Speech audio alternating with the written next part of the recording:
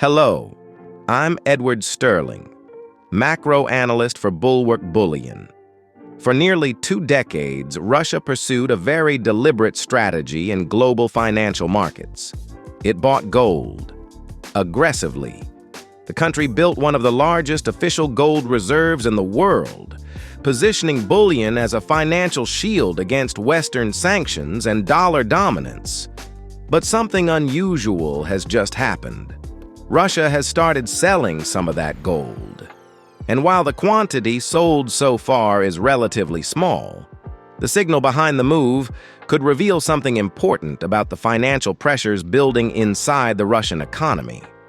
According to recent reserve data, Russia's central bank sold roughly 22 tons of gold in early 2026, trimming its official holdings from about 74.8 million ounces to roughly 74.1 million ounces.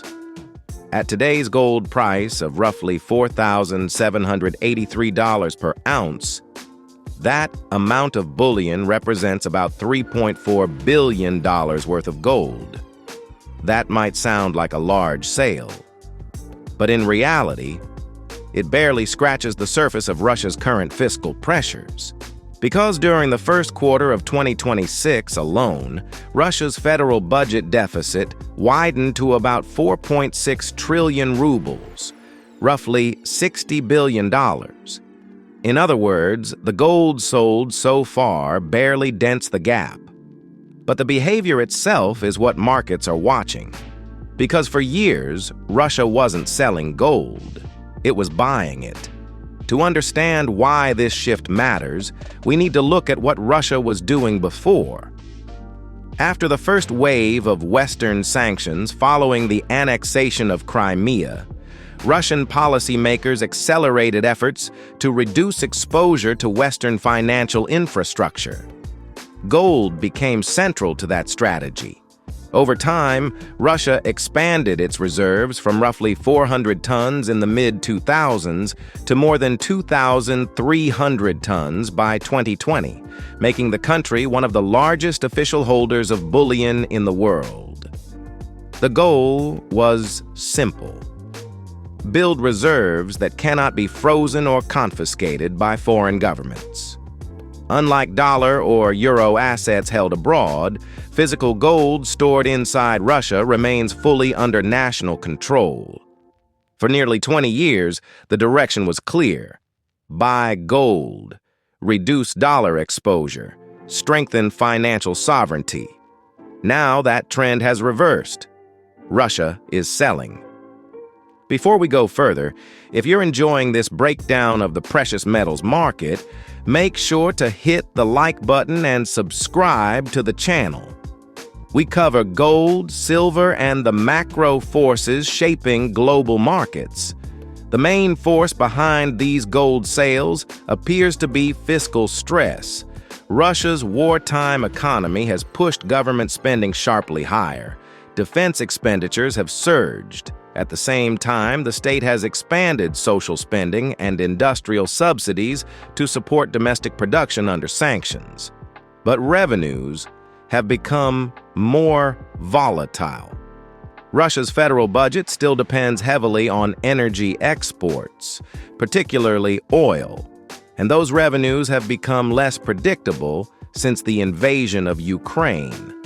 Several factors are contributing to that pressure: discounted Russian crude prices, sanctions affecting shipping and insurance, higher transportation costs, and the shift of export routes toward Asia.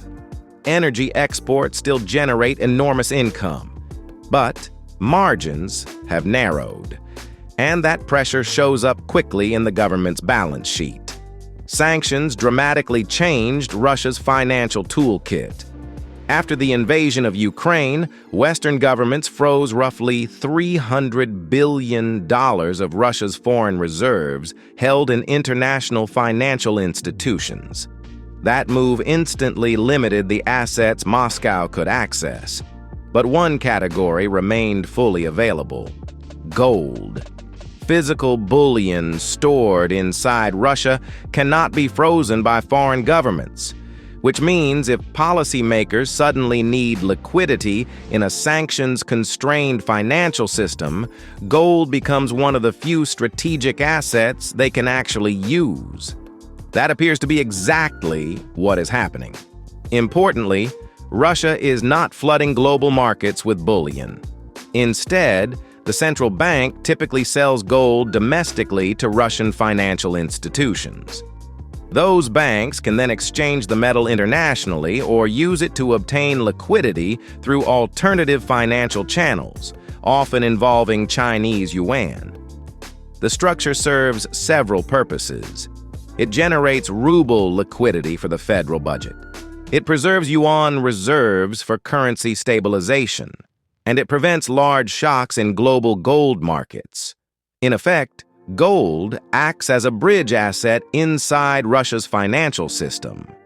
But bridges only work as long as the underlying imbalance remains manageable. In global gold markets, 22 tons is barely noticeable. Annual global demand typically exceeds 4,000 tons, and central banks collectively purchase hundreds of tons every year. So the volume itself doesn't move markets, but behavior does. Russia spent years presenting gold as the ultimate symbol of financial independence from Western financial power. The accumulation strategy was deliberate, consistent, and widely discussed in policy circles. Now that pattern has shifted. Even modest sales suggest reserves are being used to finance fiscal pressure.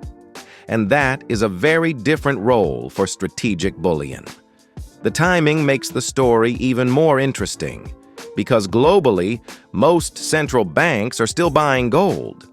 Countries such as China, Turkey, and several Middle Eastern economies have steadily expanded their bullion holdings in recent years as geopolitical tensions rise. Central banks increasingly view gold as geopolitical insurance. Russia, however, is now doing the opposite. And that contrast tells us something important. This isn't portfolio diversification, it's fiscal necessity. If you want to understand whether these gold sales remain temporary or become something larger, there are 3 indicators worth watching. First, Russia's monthly budget deficit. If deficits continue expanding at the pace seen in early 2026, reserve sales could accelerate. Second, oil prices. Russia's fiscal balance remains extremely sensitive to crude prices. Sustained weakness in oil would deepen the pressure quickly. Third, central bank reserve data. A steady decline in reported gold holdings would confirm the policymakers are leaning more heavily on bullion to fund spending.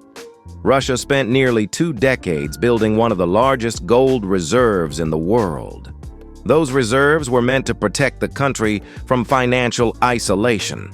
Now, quietly, they are helping finance the cost of that isolation. And once a country moves from accumulating reserves to spending them, the entire macro story begins to change. If Russia continues drawing down its gold reserves to manage fiscal pressure, could that eventually reshape the global narrative around central bank gold accumulation? Or will gold remain the ultimate geopolitical insurance policy in an increasingly fragmented financial system? Thanks for watching. If you're interested in gold, silver, and the macro forces driving global markets, make sure to like the video and subscribe. For more analysis, visit bulwarkbullion.com. I'm Edward Sterling, macro analyst for Bulwark Bullion. See you in the next one.